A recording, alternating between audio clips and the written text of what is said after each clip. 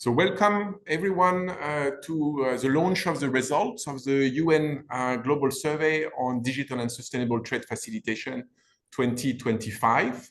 I'm very happy to welcome all of you to this launch. We're going to spend just 1 hour to present an overview of the results of the survey that, as you know, is conducted every 2 years. So I'm very glad to welcome all the representatives from the UN agencies. We are collaborating together on this global endeavor, all the UN regional commissions as well as UNCTAD. Also welcome the International Chamber of Commerce. We're going to also discuss some of the results at the end. Because we want to really try to keep this launch of the results to 1 hour, and we have many speakers and many things to present. I will right away give the floor to our Executive Secretary, Ibu Armida, from UN ESCAP for opening remarks. Thank you.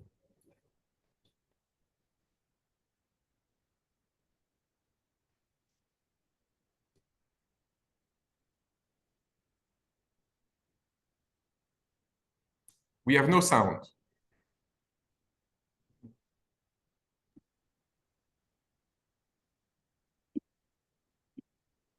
We are going to try it again.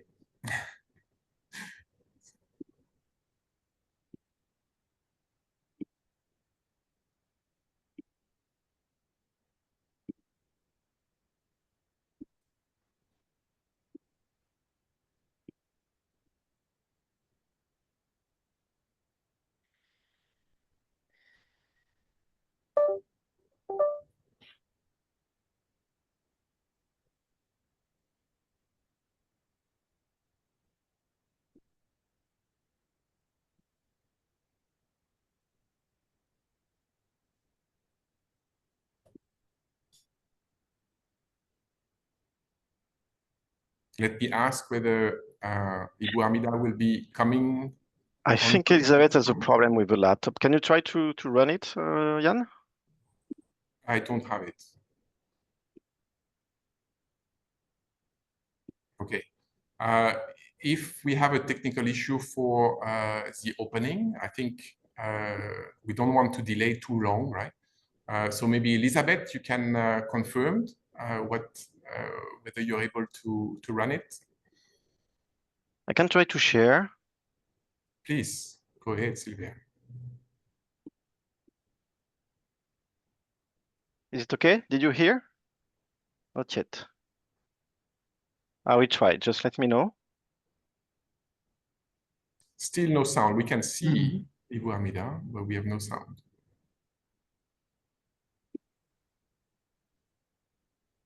Okay, that's unfortunate. So maybe the team can check what is happening on this, and then maybe we can move on to the presentation, core presentation of the global survey results as well as Asia Pacific result all in one.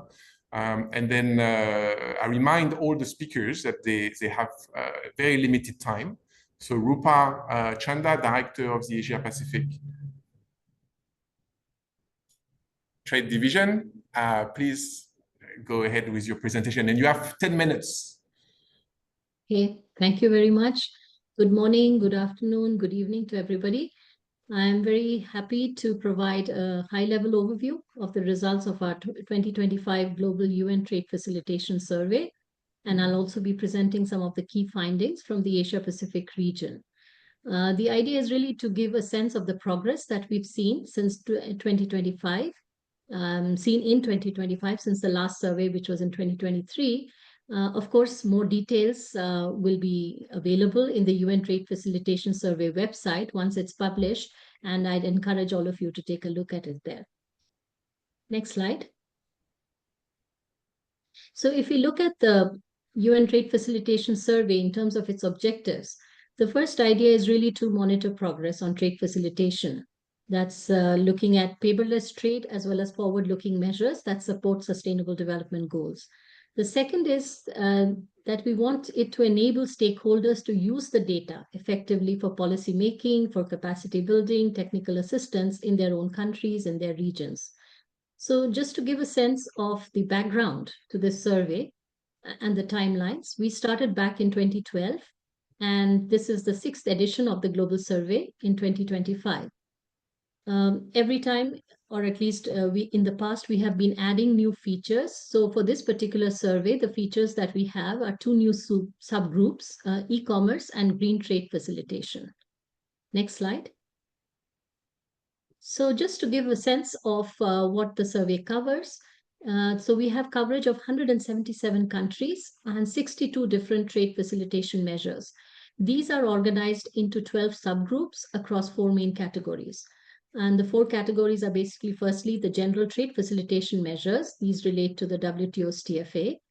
The second are the digital trade facilitation measures. These include both paperless trade and cross-border paperless trade measures. The third category pertains to sustainable trade facilitation. So groups such as SMEs, women traders, agricultural trade.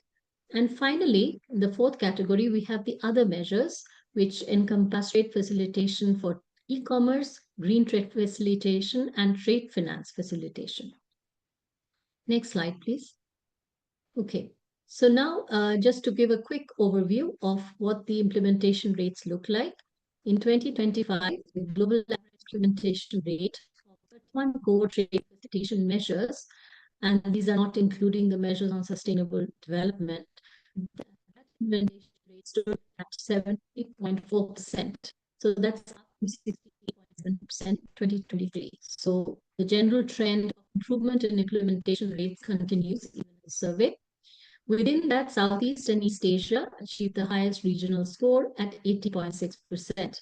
So if we just look across, you can see that there's quite a variability, but the one region that comes very close to the developed economies is that of Southeast and East Asia, but we see progress across the board in many of the other regions as well. So the global average, as I said, is 7.4% and is up from the previous survey. Next slide. So as I mentioned, we are seeing overall improvements across all regions between the 2023 and the 2025 surveys.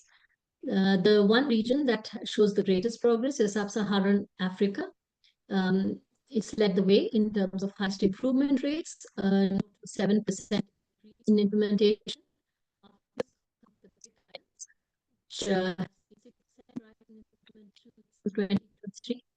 Also, if you look at groups of countries, specifically by region, the landlocked developing countries have shown a lot of progress in this particular round, and they have improved by 8% overall in their implementation rates.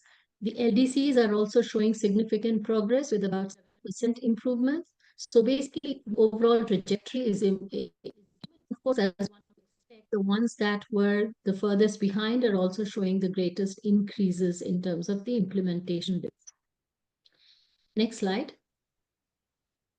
Now, if we come to the measures and we see improvements, we see slight improvements across all the groups of measures. The most notable one is in trade facilitation for SMEs, which shows an increase at 9%, followed by women in trade facilitation at 8% improvement. This is followed by cross-border paperless trade and agricultural trade facilitation, both at 7%. Overall, the pace of progress has declined slightly. But again, if one looks specifically at the general trade facilitation measures, the things like transparency, formalities, institutional arrangements, these are the ones that show the least increases. But perhaps this is also because these are the ones where countries had generally made more progress, and where they were further behind, this is where we are seeing increased implementation rates. So this is perhaps a good sign as well. So particularly if we look at cross-border paperless trade, that has increased by 7%. Trade facilitation in SMEs increased by 9%.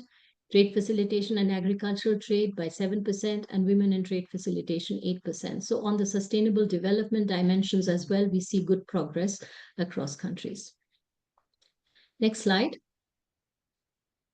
Now we come to some of the new measures. So globally, we are seeing low levels of implementation in case of e-commerce and green trade measures. These are the 2 new subgroups I mentioned at the start. The new subgroup on e-commerce, what does it include? Basically measures on de minimis regime, e-commerce trade agreements, and immediate release procedures for e-commerce. And in the subgroup on green trade facilitation, that includes measures on trade facilitation of green goods and waste. It also includes a measure on e-citus permits and sustainability reporting. Next slide, please. Now we come specifically to the findings for our region, the Asia-Pacific region for 2025. Next slide. So in this region, we have collected data from 48 economies across Asia-Pacific, and the average implementation rate, as I mentioned earlier, stands at 70%. Now, of course, within the region, there is quite a bit of divergence across, with some showing very high rates of implementation. So if we look at the regional breakdown, Australia and New Zealand are leading in terms of overall implementation of trade facilitation measures. They show a 97% implementation rate. East and Northeast Asia follow closely at 85%, and then Southeast Asia at 80%. North and Central Asia at 79%, South and Southwest Asia 68%, and Pacific Islands at 45%. Just to mention within this group, if we look at specific country groupings, ASEAN countries show very good implementation rate, 71%, but in particular, I would mention the SPECA countries, which have reached 83% implementation rates. Further details, of course, are provided here in this chart, but just to give a sense that there is progress all through. For instance, the Pacific Island developing countries, as I mentioned in this region, which were the furthest lagging behind, they've increased by 6%. The LDCs in the region, LDCs, since all of them are showing improvements, the range is is about 5 to 7% or so. Next slide. So we saw overall for the Asia-Pacific region about a 5% improvement in the regional average for the 31 general trade facilitation measures. So this improvement from 66% in the last survey to 71% in the survey. If you look at individual country performances, some stand out. 12 Asia-Pacific countries now have over 90% implementation rates. 7 of these countries already were at 90% plus in 2023. These were Singapore, Australia, New Zealand, all around 97%, followed by Japan and Korea at 95%, India at 94%, China at 92%. But what's important to note is that we have 5 more countries that have now reached over 90% implementation rate for the first time in 2025. Azerbaijan and Uzbekistan both have reached 92%. And Philippines, 91%, Georgia and Malaysia, 90%. So clearly the number of the excellent performance countries is increasing within the Asia-Pacific region. And this also captures what we showed earlier regarding the South SECA countries, which are showing very good improvement. Next slide. Coming to the performance on specific trade facilitation measures, we've seen slight improvements in each of the groups in this region between 23 and 25. The improvements are more substantial in paperless trade and other sustainable measures compared to the WTO TFA measures. But as I mentioned earlier, all these are probably also reflecting the fact that there was more scope for improvement in the paperless trade and the sustainable trade measures areas. So just to mention here, paperless trade sees a 5% increase, and cross-border paperless trade sees a 8% increase in implementation rate. In many of the other sustainable development ones also, for instance, agricultural trade facilitation, 5% increase, for SME, 6% increase. So overall, if one were to take the 3 categories, general trade facilitation measures see about a 3% increase, digital trade facilitation measures, 6% increase, and sustainable trade facilitation measures, 5%. So overall, digital trade facilitation measures are showing the greatest improvement within the Asia-Pacific region across the 3 categories of measures. Next slide. Coming to the specific sort of new areas. So for instance, green trade facilitation, these levels are quite low in terms of implementation. The facilitation of legitimate trade in waste has the highest levels of implementation with 2% rate of full implementation and 32% rate in terms of partial implementation. Only about 2% of countries have not implemented this measure. But there is a lot of scope for improvement on this, on the trade facilitation of green and climate smart goods. 24% of countries still have a score of not implemented, and only 1% and 3% have scores of fully and partially implemented, respectively. So this means this is one aspect of green trade facilitation where there is much scope for improvement. Next slide. And when we come to the other new subcategory, which is e-commerce trade facilitation, the de minimis regime measure has the highest level of implementation with 9% full implementation rate and 17% partial implementation rate. 12% of countries have not implemented this measure. But again, there is scope for improvement. For instance, on AEO programs for cross-border e-commerce, 34% of countries still have not implemented this measure, and only 1% and 4% respectively have implemented either fully or partially. Next slide. If we look at the specific submeasure for paperless trade and cross-border paperless trade, so we're looking at the digital trade facilitation measures, these are the areas where, as I mentioned, Asia-Pacific countries have shown the strongest progress between 2023 and 25. It's interesting to observe that if given that we have the Framework Agreement on Facilitation of Cross-Border Paperless Trade, the CPTA in Asia-Pacific, that has now 14 parties, and it's been growing in terms of its membership. As you know, this UN treaty is aimed at accelerating the implementation of digital trade facilitation measures for trade and development. And what we observe is that 14 CPTA parties have higher implementation levels for paperless and cross-border paperless trade compared to the non-CPTA ESCAP members.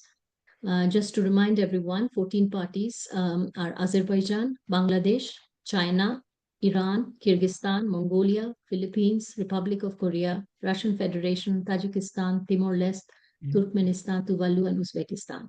The point here to note is to what extent being party to the CPTA might be accelerating, or to what extent countries which are more inclined towards implementing trade facilitation measures, especially digital trade facilitation measures, are likely to join the CPTA. But there clearly is a correlation in this regard. Next slide. So to conclude, what we see is that there is overall progress. The trajectory is upward in terms of implementation rates across all the three categories that I mentioned. This is true both globally and in the Asia region. But of course, as also highlighted, there is heterogeneity across countries, and there are areas for improvement. So if we want sustainable trade that is inclusive, then we of course need measures which target groups such as SMEs and women traders. We've seen improvement, but there is still more scope there. What is particularly required, for instance, is cooperation. So joining agreements such as the CPTA can certainly help. And of course, digitalization in the national context itself will have benefits in terms of accelerating digital trade facilitation and trade facilitation more generally. There are many things that countries would need to do, of course, but the inclusion, sustainability, and other benefits that would ensue are many. So it is imperative for countries to actually take on board the results of the survey findings, and also to implement measures, for instance, on digital trade facilitation, which can enable more participation of women, for instance, or MSMEs in e-commerce. They should consider joining the CPTA because it would actually help in terms of norm setting and learning from best practices in other countries.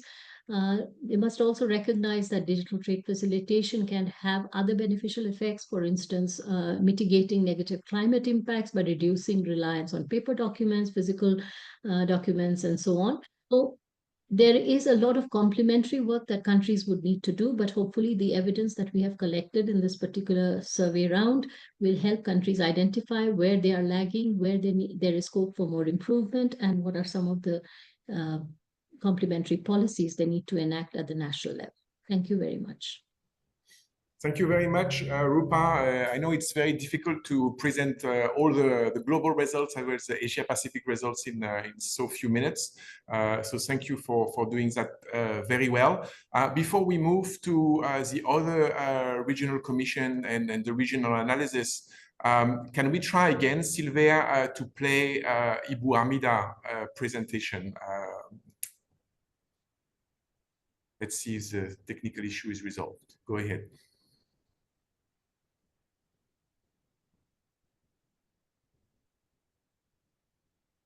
And it's not resolved. We still have no sound. So at least we will have seen Ibu Hamida. I'm very sorry for this.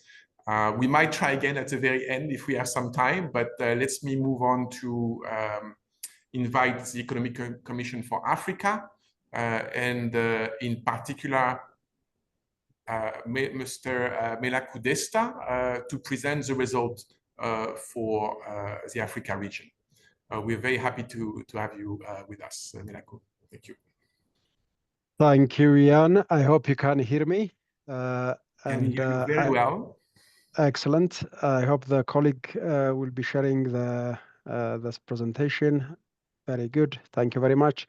So I'm also very happy to be here. And at the outset, allow me to start by thanking you, ESCAP, for coordinating it and so effectively, and for the guidance that you have provided to us as we went collecting this survey.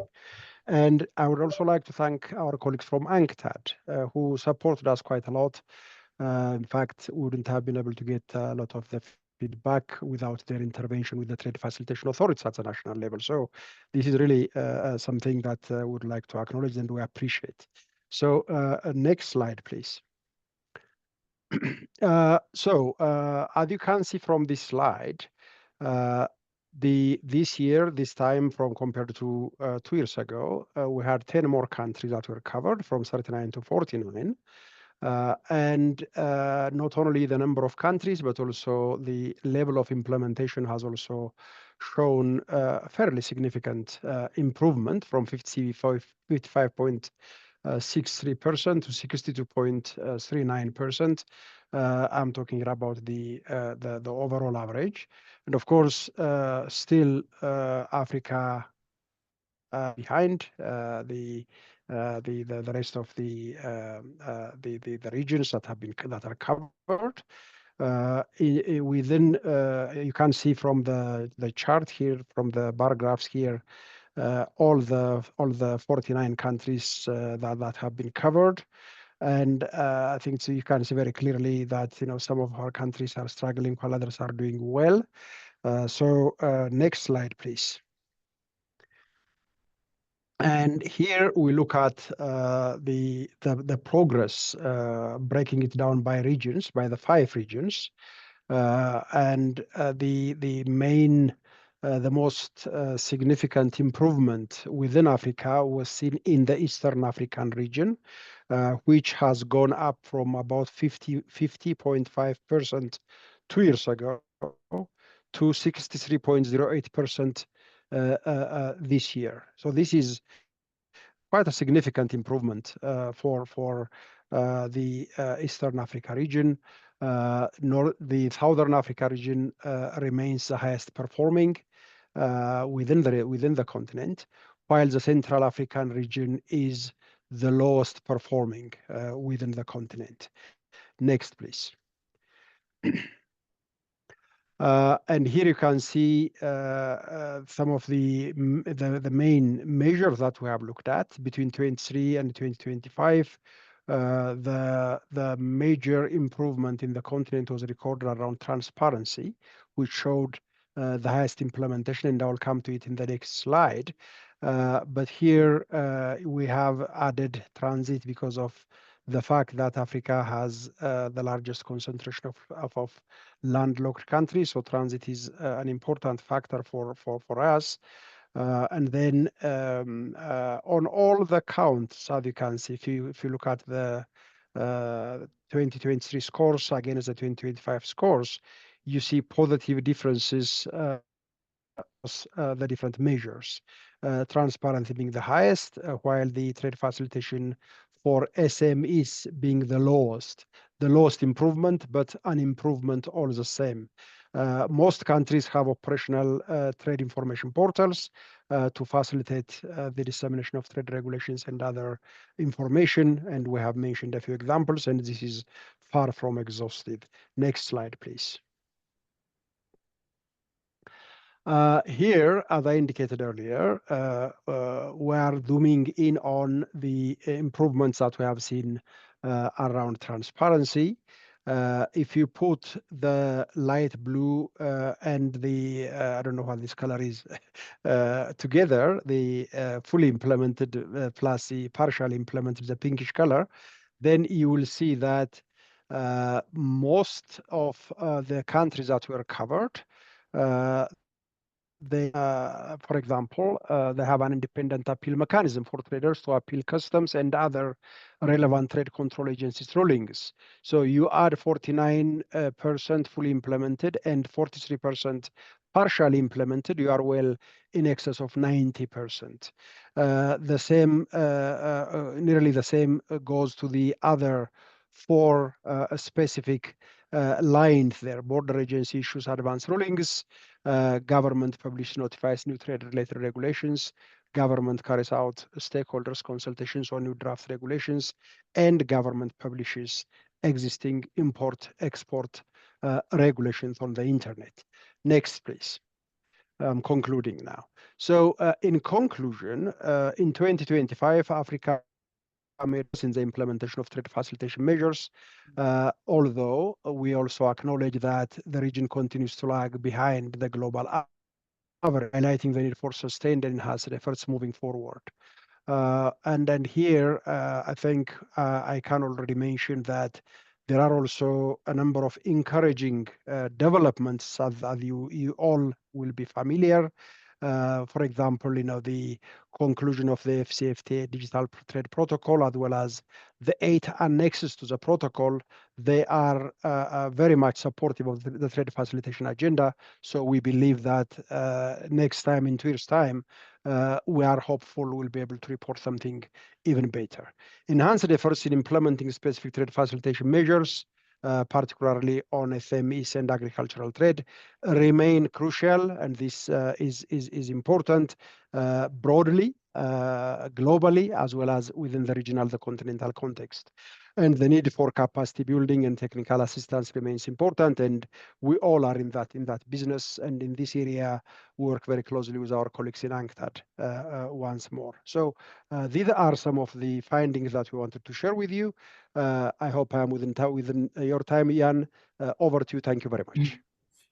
Thank you very much, Melaku, and for giving us an overview of the African situation. And then let's move right away to the situation in Europe. Europe and Central Asia, I think, covered by our colleague from UNECE.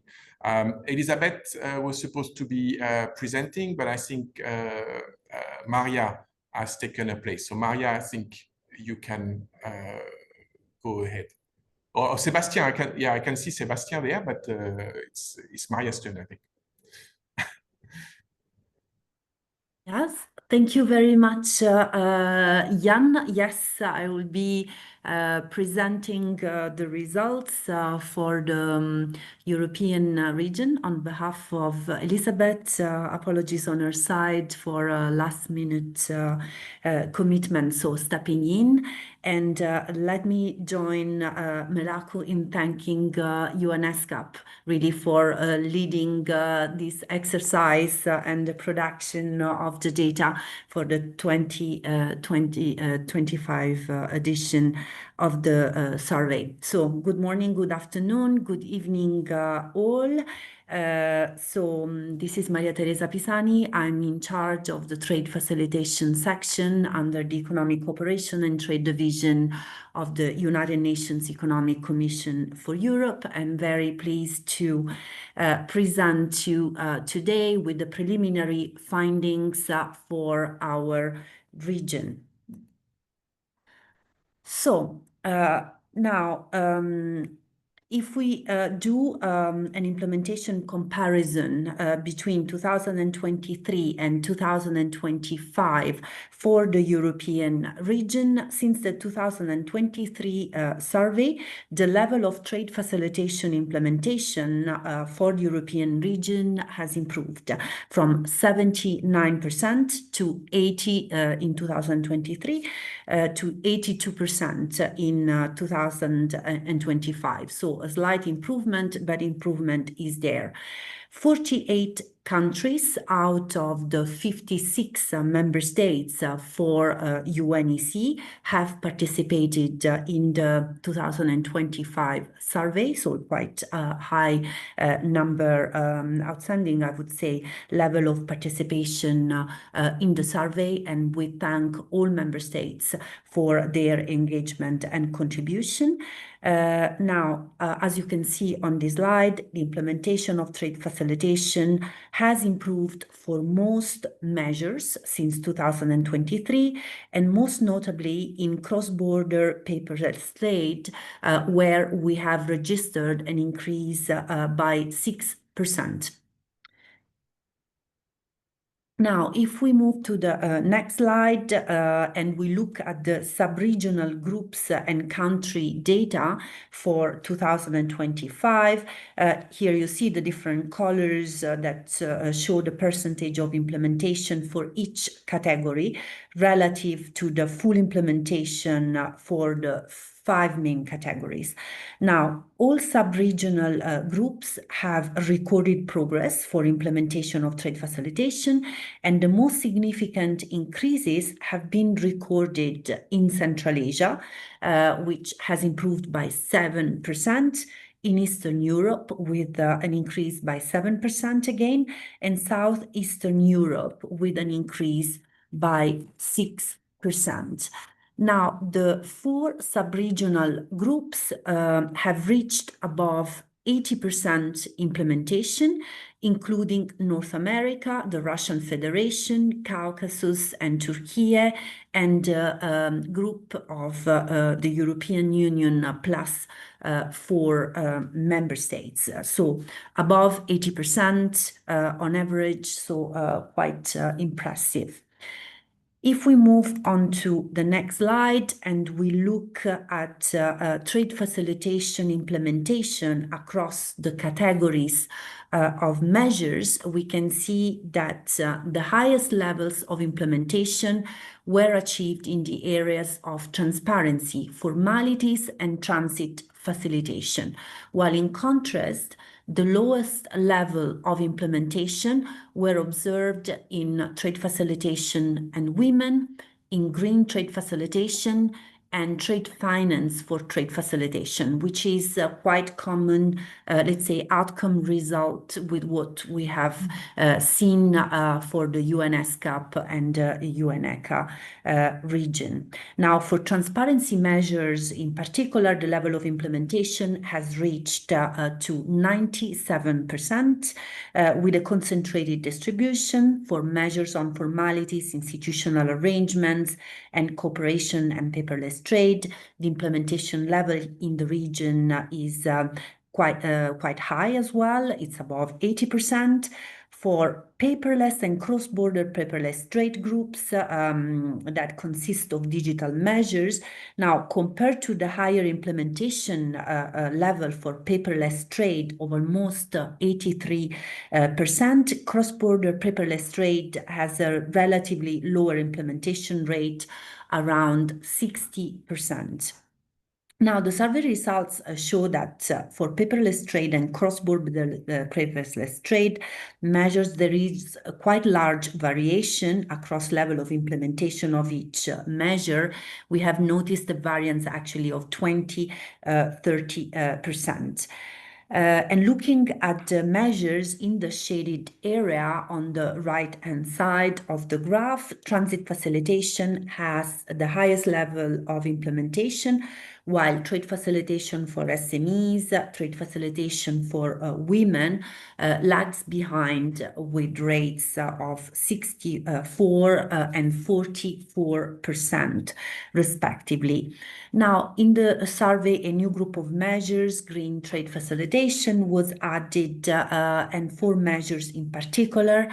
One of them related to e-CITES, which is the electronic exchange of CITES permits related to the Convention on the Illegal Trade of Endangered Species, has been part of the survey since 2023, and there are 3 new measures in this group that were included.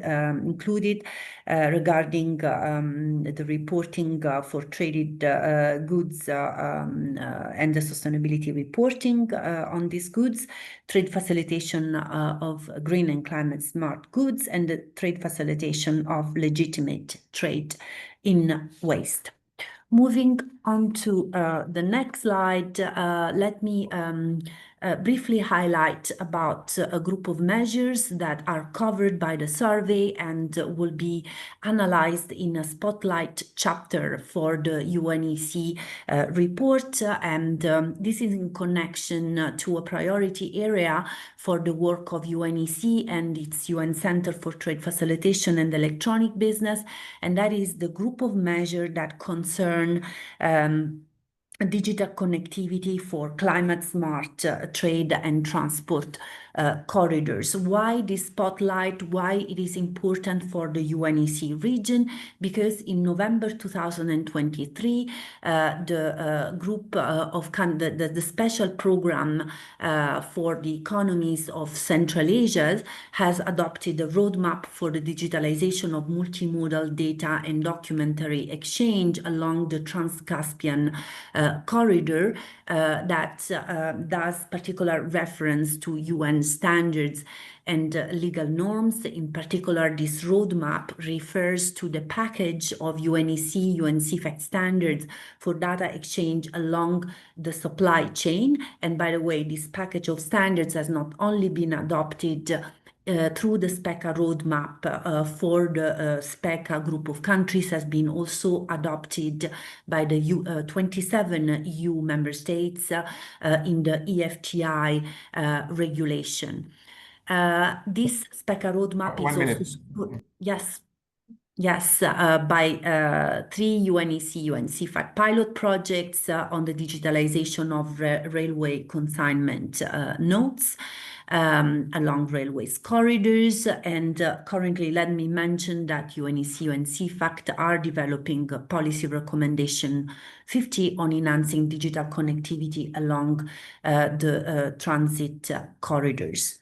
If we move on to the next slides, this slide basically provides an overview of the most and least implemented measures across the UNEC region, while the next one, this covers, let's say, the more traditional historical group of measures for the survey, while onto the next slide, we see the most and the least implemented measures for the group of the green trade facilitation, trade finance for trade facilitation, which are, let's say, the measures as mentioned implemented by the smaller group of countries. Yes. On the next one, the UNEC report provides also a very detailed overview of the supporting instruments that UNEC, UNCFAC have developed and adopted and relate to the various group of measures. So there is a very detailed mapping. We have about 50 policy recommendations and for trade facilitation and 950 electronic business standards. And that mapping is, let's say, a focus section of the UNEC report. And now, just to conclude, in terms of key messages for the UNEC region, we have a high response rate, 48 out of the 56 member states for the UNEC region.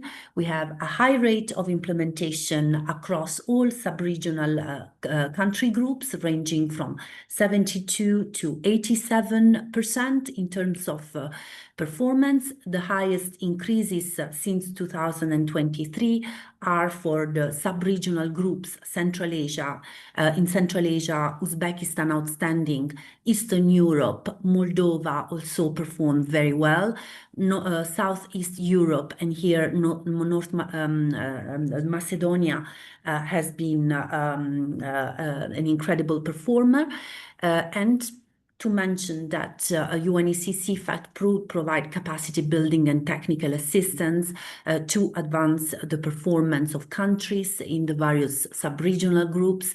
Let me mention that this year we have just launched together with Uzbekistan the National Trade Facilitation Roadmap that is going to be a key instrument in the accession process to the WTO for the country.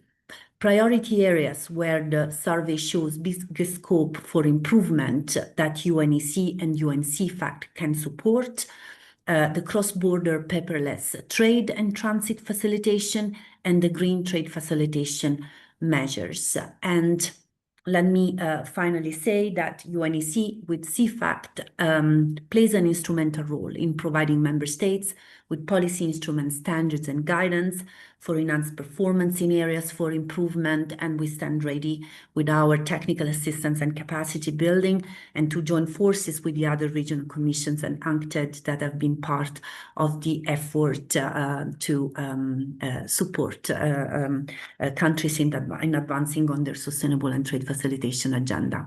Many thanks. Apologies if this has taken longer. And back to you, Jan. Thank you so much. Thank you very much, Maria Teresa, for this very rich presentation, and also the mapping of the survey with the UNCFAT standard, I think is quite useful. With no further ado, let me ask Sebastián Herreros, all the way from Latin America, to talk to us about Latin America and the Caribbean. Well, thank you, Jan, and good morning, good afternoon, good evening to everybody who's online with us today. We're behind schedule, so I'm going to jump straight into presenting the main results of the survey for Latin America and the Caribbean. Next slide, please. Well, this year we had 22 countries from Latin America and the Caribbean participating in the survey with an average of 73%, and apologies because the red line should be slightly to the right, but the figure is correct. The regional average is 73%. And an interesting feature is that just a handful of countries are below the regional average. Most of them are above, and actually half of the participating countries got scores of 80% or above. So overall, that's very good news. Just a handful of countries mostly from the Caribbean and Central America were below the regional average. I did not present the results for the previous version in 2023, but the regional average on that occasion was 71%. So we had slight improvement over the last 2 years. Not too much, but that reflects the fact that LAC countries overall have already made quite a lot of progress in implementing trade facilitation measures. Next slide, please.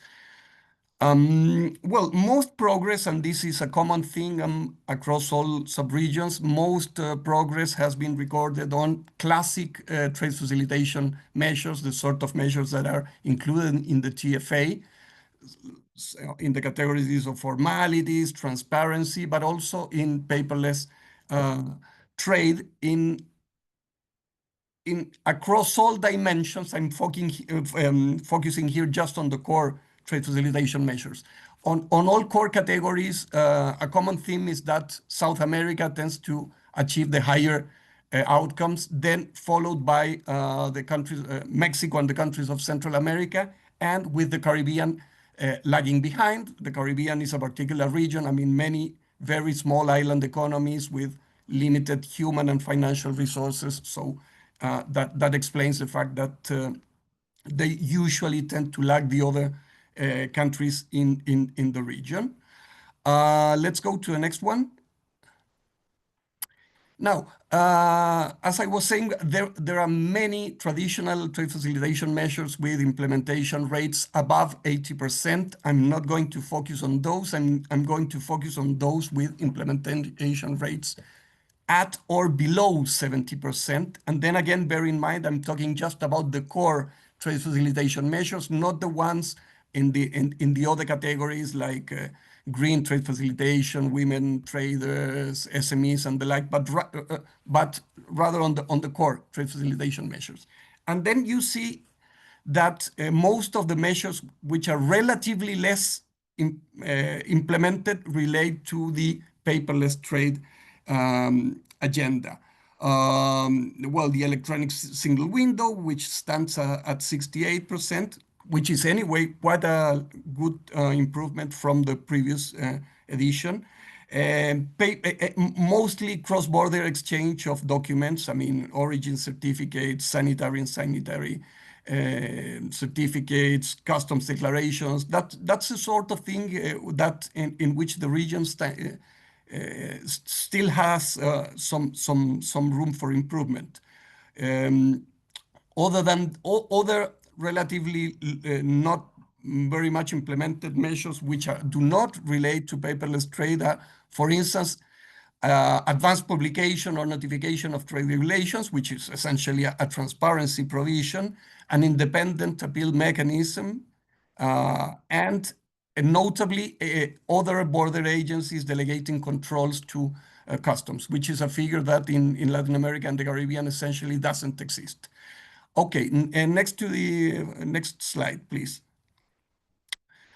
As regards specifically e-commerce, then again, the results are very similar to the ones that other colleagues have shown regarding other regions. Progress is below average with 4 of the 5 measures with implementation rates between 48 to up to 58%, and with relatively small implementation rate for the minimis provision, and especially for the application of the authorized economic operator program to e-commerce companies. And next slide. So main takeaways. I'm going to take less than 7 minutes. Well, LAC countries continue making progress in implementing their TFA commitments and other TF measures, especially as regards cross-border paperless trade. There is some promising progress regarding initiatives at the regional or sub-regional levels. I mean, there is a regional mutual recognition agreement of authorized economic operator programs encompassing 11 countries all across the region. And there is also some increasing cross-border electronic exchange of documents within regional integration groupings such as the Pacific Alliance, Central America, the Mercosur, etc. But progress remains uneven. There is still much room for improvement, as I showed, in paperless trade, especially cross-border paperless trade, and also in e-commerce, and in all the other categories that I did not focus on today, like trade facilitation measures for SMEs, for women traders, green trade facilitation and trade finance. In all those topics, I mean, progress is much less than in the core categories. And the other aspect for concern is the Caribbean and some countries in Central America, but mostly the Caribbean generally lag the rest of the region. As I said, the countries of the Caribbean face very particular challenges derived from their small size in economic terms, in geographic terms, in population terms. So there is a continued role for international technical assistance and capacity building for those countries, for example, in implementing the electronic single window. And finally, I mean, just a message that doesn't lose relevance, in the sense that faster and more coordinated rollout of trade facilitation measures is crucial in our region to diversify exports, foster SME internationalization, and increase participation in value chains. Over to you, Jan. Thank you very much, Sebastian. You almost beat the 7 minutes, but not quite. You took a bit more time. But I think there is a lot of good practices emerging from several Latin American countries that we have to watch for. So we look forward to cooperation. Let me move on right away to Adele. Al-Gaberi, who is going to take the floor from the ESCA for the ESCA region. Thank you very much, Jan. I'm waiting for the slides. So first, apologies, I didn't use the template, so please forgive it. Next, please.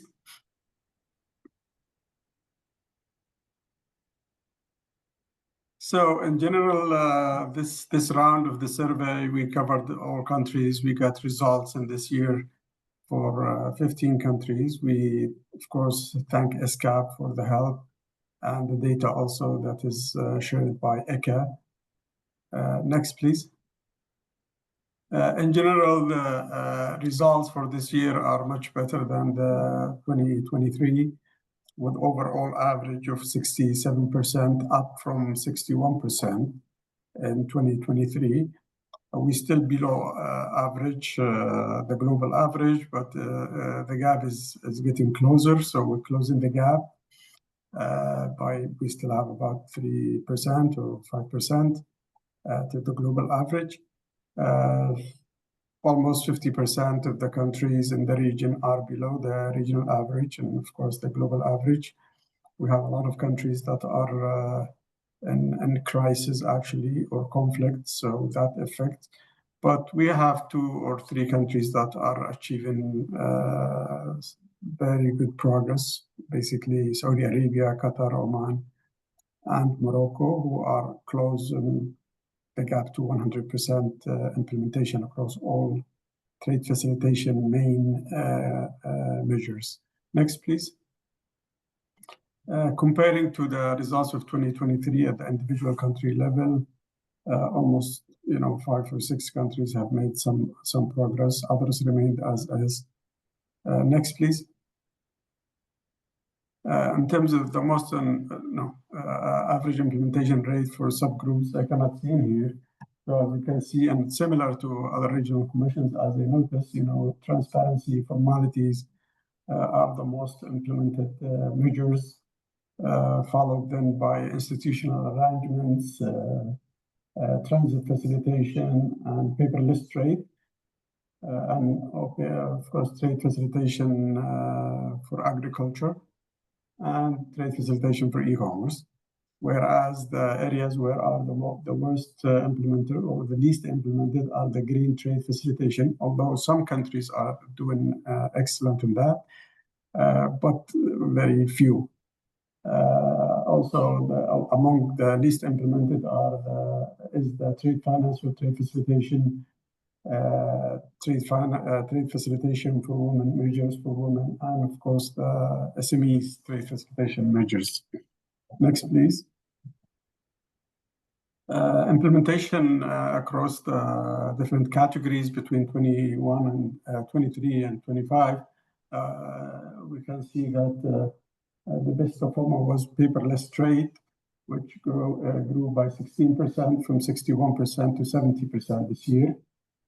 Followed by the formalities by 6% or 8% increase, and then by transparency also by 6% between 20,000 and 21 and 25. Next, please. Turning to the sustainable trade facilitation measures, in particular the women in trade facilitation in 2025. The story is still not so good, about overall average for the region, about 47%, but excellent implementation by the subcategory, the subgroup, the GCC countries, which are doing much better than the rest of the region. Almost full implementation of the female membership in the National Trade Facilitation Committee and some of the trade facilitation measures that are aiming at women entrepreneurs or traders. Next, please. The same story goes for SMEs, about 54% overall implementation across the region, with the GCC countries leading the way. They have a very strong ecosystem and SME enabling environment, including trade facilitation for SMEs, trade facilitation measures in SMEs. So doing very impressively, whereas the other regions are still lagging behind. Next, please. Most implemented measures already talked. We will not dive into the subcategories, but next, please. And next.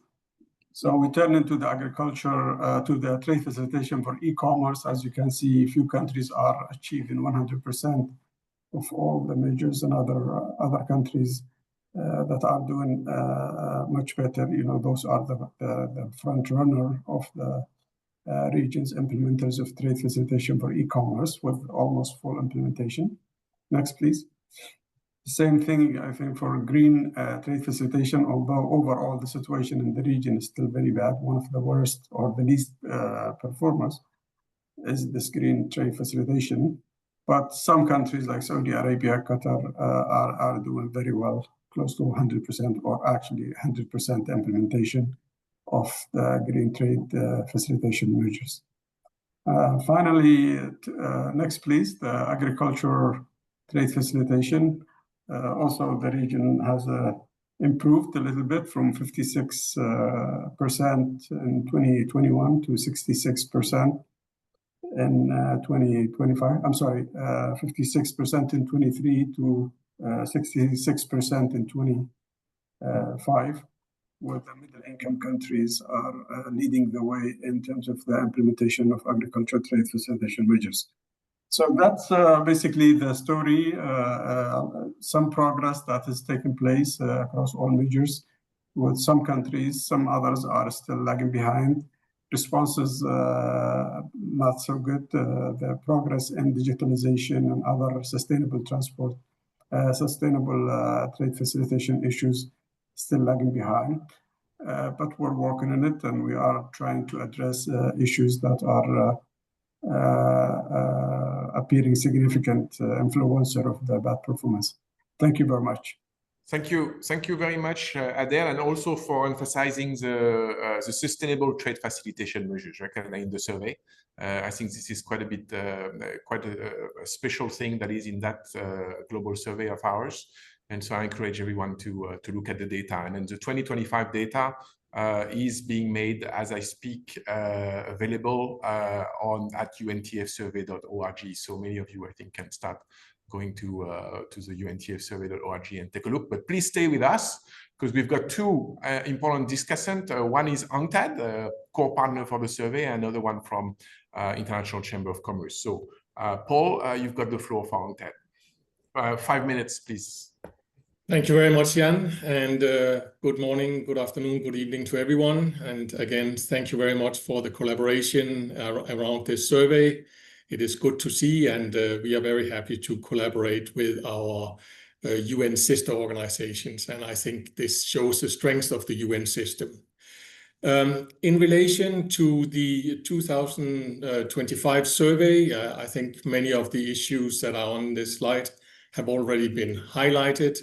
We see a good and steady global progress. We see that still the developed countries is the benchmark with an average implementation of 87%. We see positive momentum in emerging economies and vulnerable economies such as LDCs, LLDCs, and SIDS. So there is progress over a large front. The kind of core trade facilitation measures such as transparency and formalities are well implemented globally, even in those regions that are maybe having a lower average implementation. Regarding digital measures, particular cross-border paperless trade continues to advance strongly, but we also see in other areas such as trade facilitation for SMEs, for women, and for agriculture, there is a strong implementation. And finally, on the institutional arrangement, this reflects the continuous efforts that are being made also for improved coordination, which is one of the important features. So I will just try and highlight 6 points here on the way forward for trade facilitation and what we see as an outcome. First of all, we need to continue to foster knowledge sharing. This is important, and the lessons that we have learned need to be shared, including in South-South cooperation, what works and what doesn't work in the Global South. We need also to have targeted support for vulnerable economies, LDCs and SIDS in particular, investing in technical assistance and capacity building, whether it's e-learning, whether it's assistance in country. And we see that we do this also from United Nations, both from regional commissions and from UNCTAD, and we often do this in collaboration. We need to keep strengthening the capacity and the engagement for coordination, which is really a key driver for achieving the progress on sustainable and digital trade facilitation. And in this context, the public-private partnerships that are being implemented in most countries are key drivers for this kind of coordination efforts.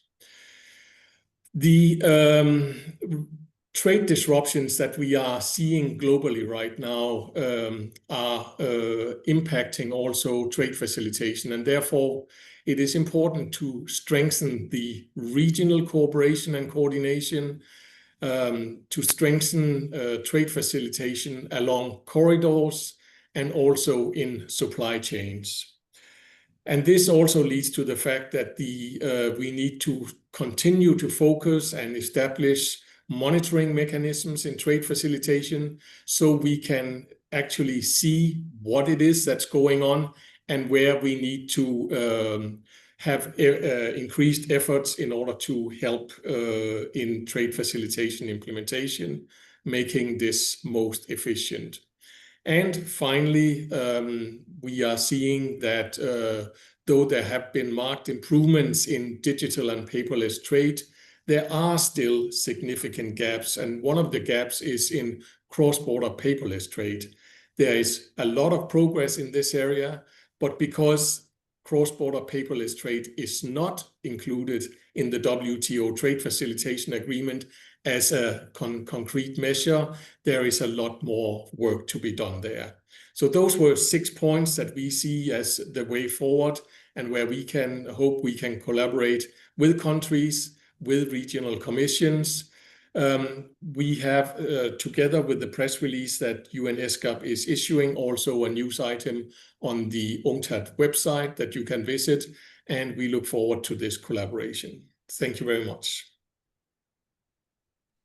Thank you very much, Paul. Very good summary of the way forward, I think, for all of us to reflect. You mentioned public and private sector collaboration, right? So let's hear from ICC for the last 5 minutes of our launch. Thank you, Jan.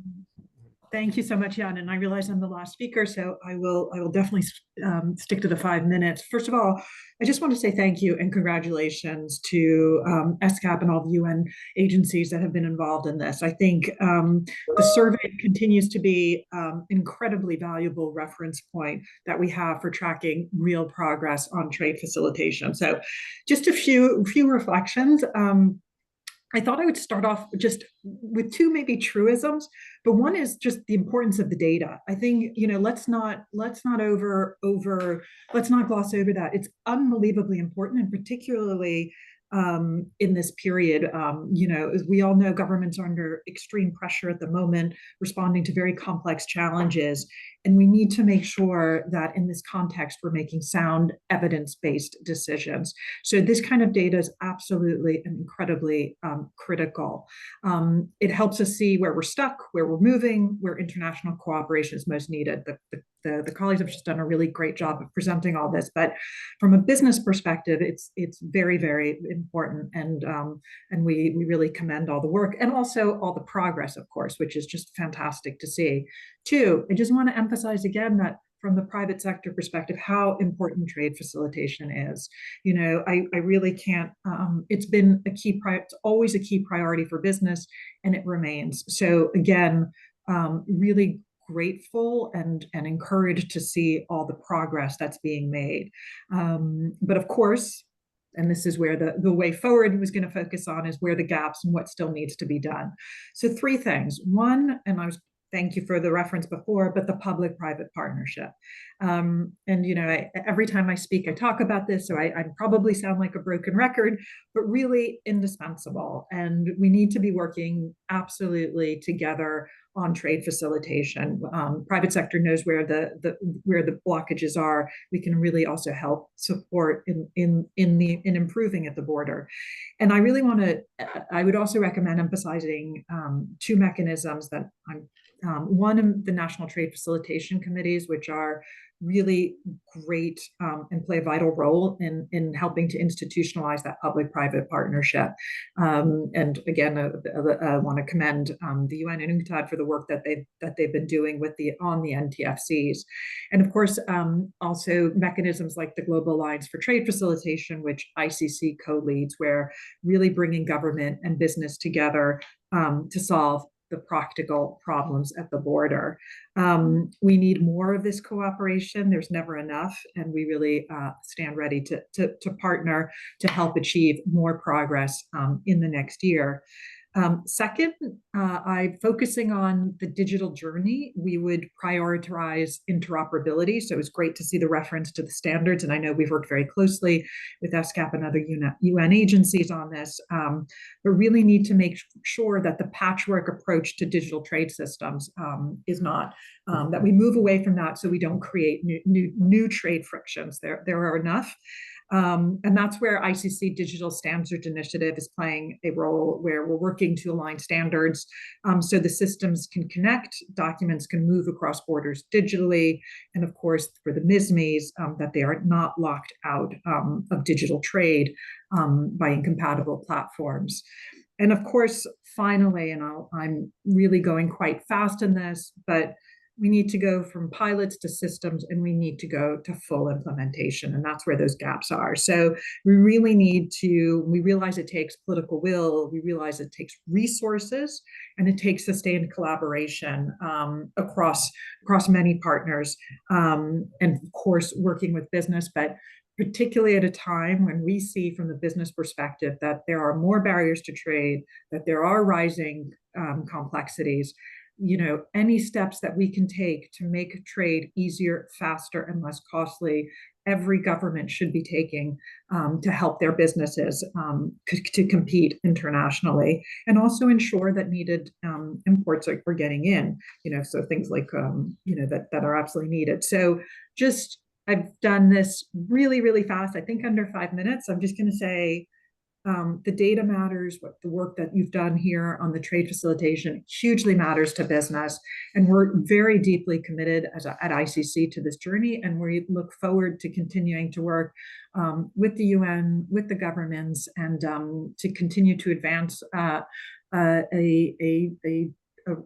world where there are no, you know, where there are no frictions at the border. So I'll stop there and say, and just to say again, congratulations on this important launch. Thank you very much, Valerie. I mean, for your information, we only lost 4 participants after the time, so that means that you know, you did a good job and everybody was very much listening to you. So thank you again for participation. We do value the input of private sector, and I think especially for all the advanced trade facilitation measures, the digital trade facilitation measure, we need the private sector, because this is where some of the expertise also lie. So we look forward to cooperation.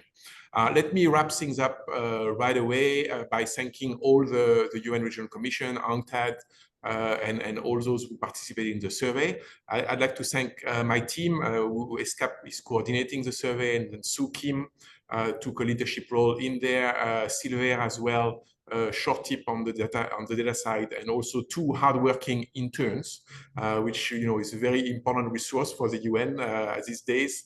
Murian and Emma, thank you very much for your support. And I'd like to thank also the ESCAP Executive Secretary for opening remarks recorded, which now are going to be available to all online. The data for 2025 is available at untfsurvey.org, so please feel free to go take a look. And then I know there is many researchers who are really eagerly waiting for the new data set and to download the whole data set so they can run kind of models and do some impact analysis with it. We will make the data set downloadable as a one file, for ease of use by researchers by 15 July. So wait a little bit, maybe another week, and then you'll be able to download the entire data file for deeper analysis. And I will look forward to reading all the papers and reports that you're going to produce using that as well. So thank you again, and have a great evening or beginning of the day, depending on where you are. Bye-bye. Bye-bye. Thank you very much. Thank you. Bye-bye. Bye-bye.